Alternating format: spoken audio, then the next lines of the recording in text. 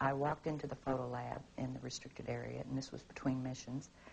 One of the gentlemen I had been friends with, and I still talk to occasionally, he pointed to one area of this mosaic. It was one panel of a mosaic with a smile on his face. He said, "Look over there." And I looked, and in one of the photo panels, I saw a round white dot. And at the time, it was very crisp, very sharp lines on it. And I said to him, what is that? Is that a dot on the emulsion? And then he's grinning, and he says, dots on the emulsion don't leave round shadows on the ground. And there was a round shadow at the right angle, at the correct angle, the sun shining on the trees. I saw pine trees. I didn't see a coastline. I don't know where this was. And I said, "Is this a UFO?" And he's smiling at me, and he says, "I can't tell you that. I can't tell you that." What I knew he meant was, it was, but he couldn't tell me. So I said, "What are you going to do with this information?" And he said, "Well, we always have to airbrush them out before we sell them to the public." In 1965, in mid-1965, I was loaned to the Lunar Orbiter Project at NASA on Langley Field. They had problems with a piece of electronic equipment that was bottlenecking their production of photographs. I was taken into the laboratory where the equipment was malfunctioning. The Airman Second Class was in the dark room at that time. I was also in Airman Second Class. About 30 minutes into the process, he said to me in a very distressed way, "By the way, we've discovered a base on the backside of the moon." And then he proceeded to put photographs down in front of me, and clearly in these photographs were structures, spherical buildings, and towers.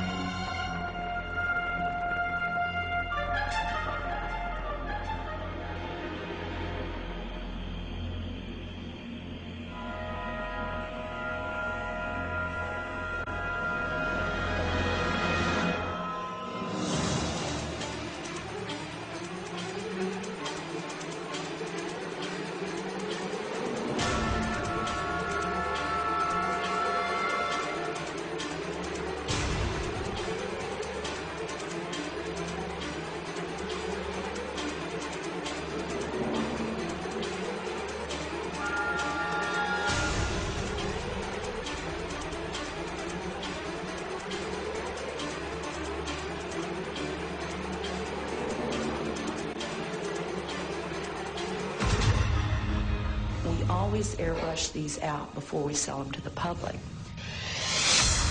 of these mosaics and showed this base, which had geometric shapes. There were towers, there were spherical buildings, there were very tall towers, and things that looked somewhat like radar dishes, but they were large structures. If I compare it to what I'm seeing now, because I do have photographs that have artifacts in them that are similar to what I saw, they're massive. Some of the structures are, half a mile in size. So they're huge structures. Some of the buildings seem to have very reflective surfaces on them. A couple of structures that I saw reminded me of cooling towers at power generating plants. They had that sort of a shape. Some of them were just very, very straight and tall with a flat top. The particular shot that I saw, there were several clustered together over a landscape, a fairly large landscape.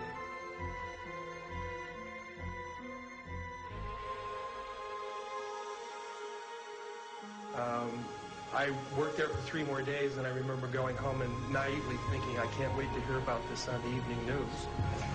And here it is, more than 30 years later, and I hope we hear about it tonight. And I will testify under oath before Congress that what I'm saying is the truth.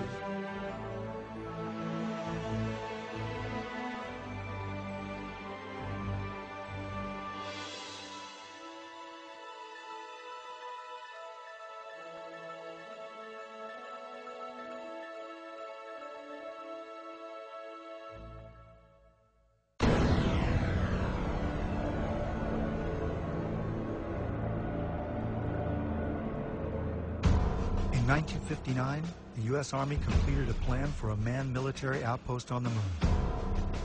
The Horizon Lunar Outpost was said to be necessary to protect United States interests on the moon, to conduct moon-based surveillance of the Earth and space, to act as a communications relay, and to serve as a base for exploration of the moon.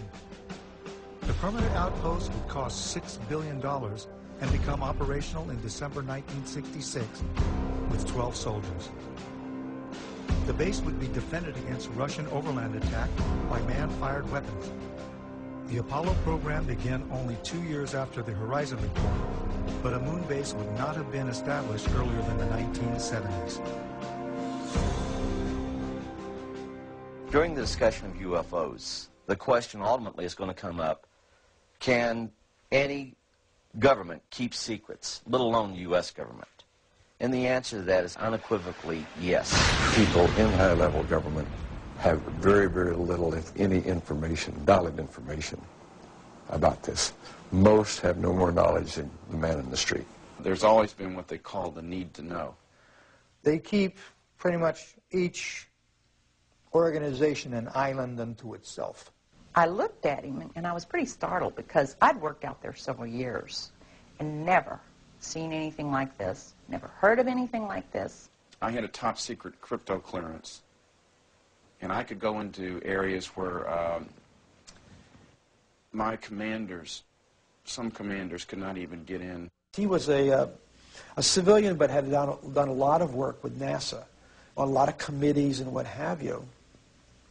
And I think his problem was the fact that he hadn't heard about this. They can't get in there because they don't really have the need to know, even though they have the same clearance as the guy that gets to go in there.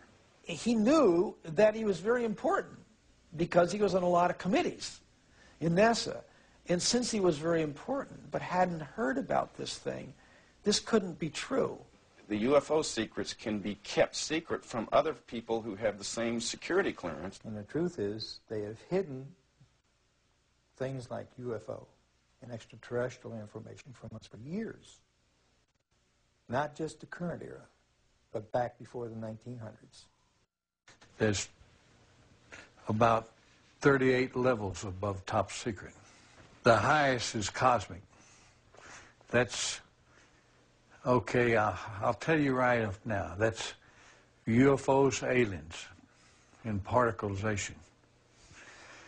Now, like you heard a while ago, there's only probably about 25 people in the world that know things that are known at that level.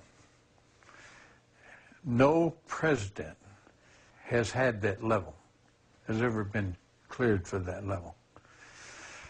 Eisenhower was the closest. Eisenhower wanted somebody to be in charge. He tried the CIA director, and it didn't work. CIA was working primarily for itself. Most of the intelligence directors of the services were working for themselves. What happened was Eisenhower got sold out. I think that he realized that all of a sudden this matter is going into the control of corporations. He realized that he was losing control. He realized that this